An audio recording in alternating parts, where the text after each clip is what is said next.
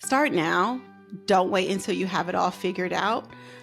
Like, learn while you're going and doing and investing. And when I say start now, that means go to Fidelity, open a Roth IRA, put $50 in there, put it in an index fund, Google what the free Fidelity index funds are, and just automate it after that, and then start learning. But do not wait another day.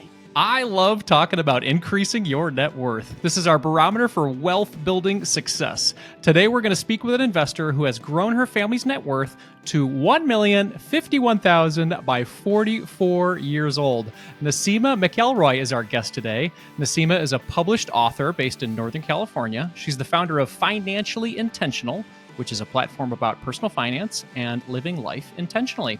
And when she's not building her family's wealth, she enjoys exploring the world with her kids. Welcome to the show, Naseema.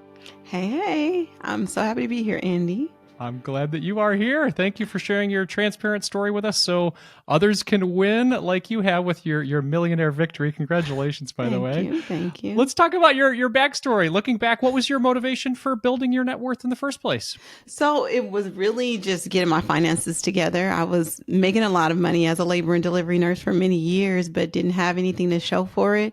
And after I had my first daughter, I was like, oh, if something were to happen to me, I don't know. Yeah. And so those conversations and thinking about your kids coming into the world really kind of flipped a switch for you. Definitely. Yeah. What were some of the first steps you took to increase your net worth? So it was paying off $1 million in debt first. Whoa. Tell me about that. Yeah, where did $1 million in debt come from? Well, I live in Northern California. Some of that was a house. Most of it was a house, $200,000 in student loans. I have 2 master's degrees. And the rest of it was just regular stuff, like taking a loan out on, my retirement plan to, taking a loan out from my retirement plan to put a down payment on my house and, just braces, normal things like that. Yeah, that's incredible. Yeah. So that just starts to build up. Now, when you had constructed that net worth in the beginning, did you even know what net worth meant? Was this just like, oh man, I have $1 million of debt. That's where I'm starting. I didn't even realize actually I had $1 million in debt, even though I was like tracking my debt payoff until after I had paid it off. And I added up all the numbers because the final thing that I did was sell my house. I just added up all my numbers and I was like, oh my God, it's like $1 million. So then it turned into like this clickbaity story, but it really was just me trying to get out of debt. Wow. Okay. Yeah. So you first epiphany moment was realizing you had the $1 million of debt and obviously wanting to give your children a better life. What steps did you take from there to improve your situation? I started investing heavily, started investing for myself, maxing out my 401k, my 403b, my 457, and then started investing a little bit for my daughter. But after that, just it was like I knew about debt payoff, and then I found out about this whole FIRE space, and I was like, oh, so you mean I don't have to work? And so I just started really going hard on investing. Yeah, absolutely. Yeah. So investing heavily. Now, it probably took a moment to realize, okay, I've got all this debt. I can invest with the difference. Did you start to look at, okay, I've got my income coming in, I've got my expenses coming in, where can I grow this gap? Was that part of your thinking at that point? Interestingly enough, it was just like, it wasn't really the gap. I didn't make more during that time. It was I had a lot of life things going on during that time. And so I just focused on making sure that I was spending every dollar intentionally. And I actually messed up early on because I wasn't investing while I was paying down debt. And that cost me about $80,000 when I look back in retrospect on how much I could have saved over the years I was paying off my debt. And so I wish I had started investing more aggressively as I was paying down debt. But, overall, I think I did okay through those mistakes. Yeah. And raising 3 children at the time, is that right? Well, I had one and then eventually another one. And this one is a newer addition. Yes, Congratulations. We've thank got a you. little friend on the screen for Oh, everybody yeah. who's listening and not watching right now. Yes. So it's a 3-person interview at this point. Absolutely. So let's talk about this net worth growth process. You talked Mhm. about your occupation. Can you share a little bit more about what you do Mhm. and what you did for income over the past, whatever, 15, 20 years of your life? Yeah, so I've been a labor and delivery nurse for the last 16 years in the San Francisco Bay Area, which is a very unique place to be a nurse because we get paid pretty well. So my Hmm. salary has been in the $200,000 range, except for the years where I went off on maternity leave, Yeah. which is like significantly different. But in those ranges for a while, and it just goes to show that making a good amount of money doesn't necessarily make you good with money. So it wasn't until I changed that relationship with my money. And when I say I changed that relationship with my money, it was I took control of it through budgeting and intentional spending and changed that relationship. So within that, being a nurse is like I say, it's like a cheat code to financial independence because I feel like we can write our checks for how much we want to make. And so I just made sure, and we have opportunities for investment accounts that most people don't. So I have access to a 403B and a 457, which means that I can double my retirement savings, as well as, my outside investments like a Roth IRA and all of those kind of things. But that helped me to grow my net worth really, really fast. Like those years of maxing out both that 403B and 457. Those are great workplace benefits, and they help a Yes. lot of people along the way. Now, yeah, you mentioned the higher salary, so people on the Hmm. surface seeing this being like, "Well, yeah, that's great." But again, you live in Northern I live in California; Northern California. things Yes. are expensive there, my friends. Very, it's all Absolutely, relative, right? But when absolutely. but when you look at it, like, I have some colleagues that do like pay and expense tracking for nurses across the country. We still make a pretty good living salary here, even with our expenses. And my hack is everybody thinks because I say San Francisco Bay Area, I live in San Francisco. I live in the suburbs about 40 miles outside of San Francisco where I'm able to lower my cost of living. So my mortgage is less than 30% of my income. I also have an extra room that I rent out to a travel nurse. So it's all, and they're all usually always my coworkers. So, it helps me to be creative and make sure that my living expenses are really, really low. So, Got it. yeah. Got it. And were you a single mother during this period of time of net worth growth, or how did that work? So on and off. So in the beginning, I was a single mom. I got married, and then I got a divorce in the process right before I paid off my debt, and then kind of got married again, and then a couple of years later, got another divorce. So it's been up and down. So like I said, if I can do it with all of my hiccups, anybody can.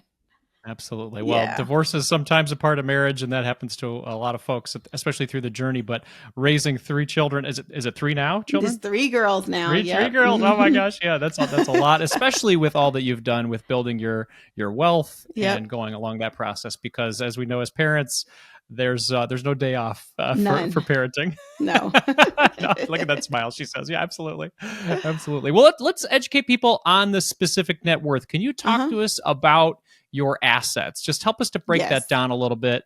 That way, we can educate people on what net worth really means for you. So most of my assets, so 700 plus of that is my retirement accounts. Hmm. I do include my home equity in my net worth. So that's about a little over 300,000.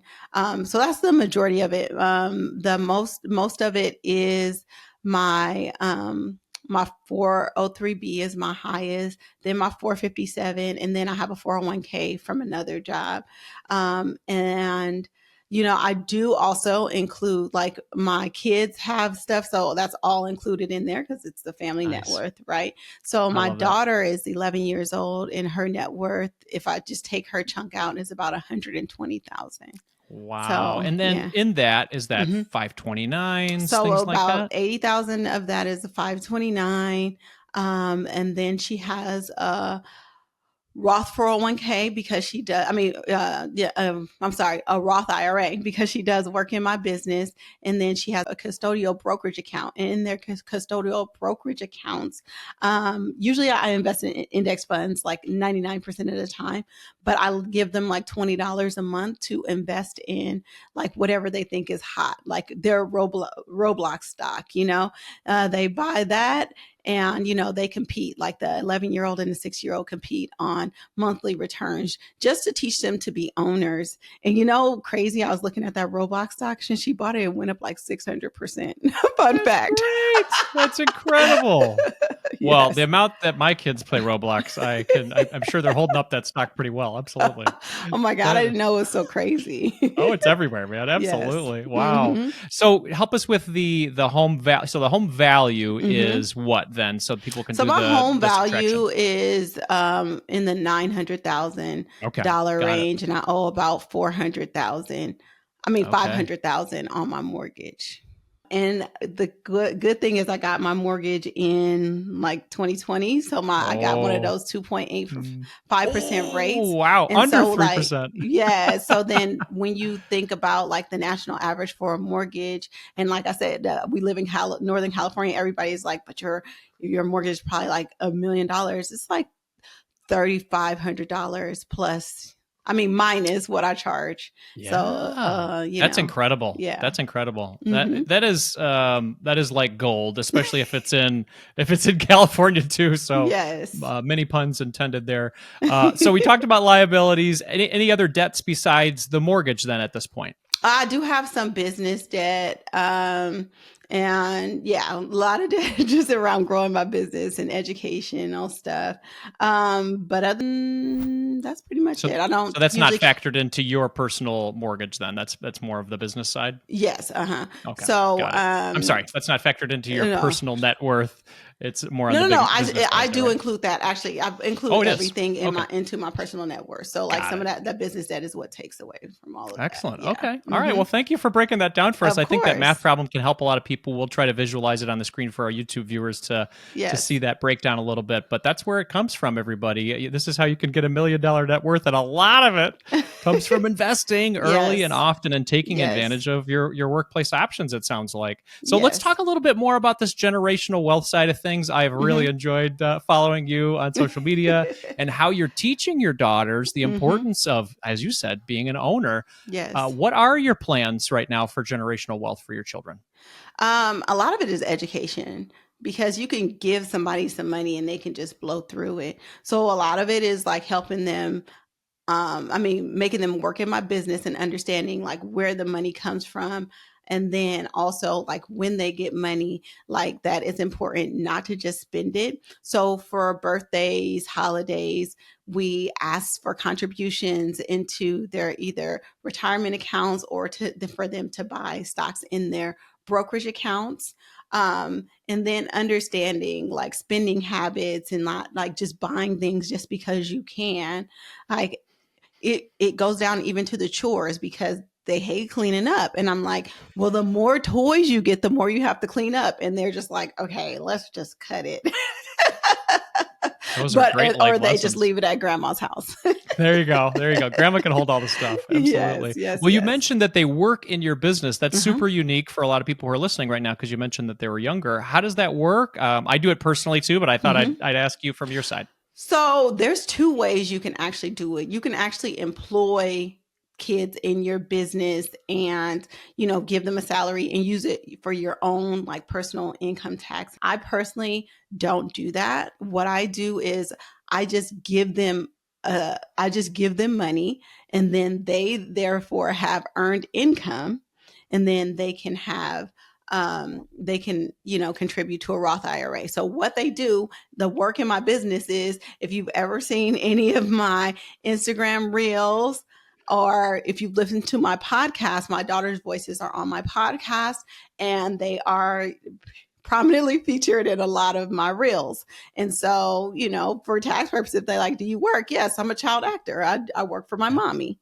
Hmm. Yeah. Absolutely. Yes, we Yeah. do. We do a lot of similar things here. My Yes. kids are podcast co-hosts, Oh yeah, and I love when your kids um, are on the podcast. I love it too. It's more rare with Zoe now. I think she's a She's little over over it, it. but Calvin still hangs out with me every once in a while and does that. But yeah, these are unique ways that you can help to fund their Roth IRAs. Obviously, it's not millions of dollars or anything like No, that, but it's hey, only a couple here and thousand there, dollars. Yeah. yeah, Or I here and think I there, it do starts maybe to add up. $1,500 a year or something. Exactly. The thing that really grew my oldest daughter's net worth is really investing early. I started her 529 when she was 3. And honestly, I haven't invested in it since 2020, and I've only put $30,000 in there, and it's already grown to $80,000.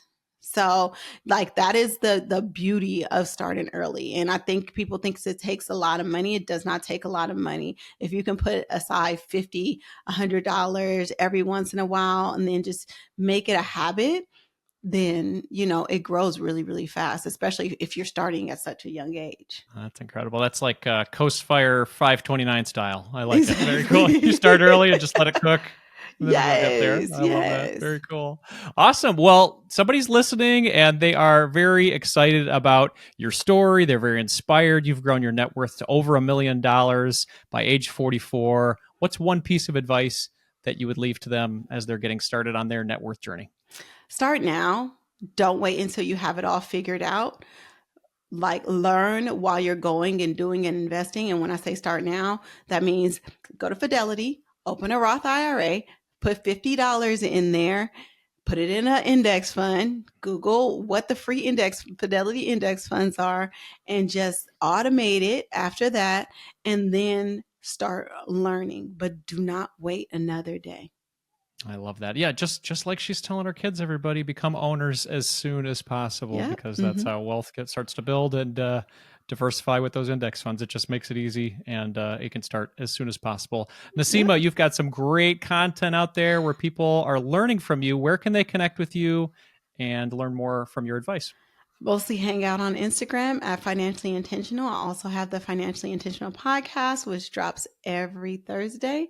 So yeah, come hang out with me there. I'm very responsive to DMs, so hit me up. If you guys have enjoyed her pleasant voice on this podcast, you'll now whoever's not seeing this on YouTube, you'll now see that her daughter is sleeping. She is And so knocked out. she's got just a way about her. She grows her net worth to $1 million and puts the baby to sleep. Way to go, Naseema! Congratulations on this big family win. Thank you so much. If you're inspired to grow your net worth after hearing that awesome story, you should check out Empower's free net worth tracker. This is the same tracker that my wife and I use to grow our net worth from negative $50,000 to over $1 million in just 10 years. You can access that using the links below or click the link in our video description.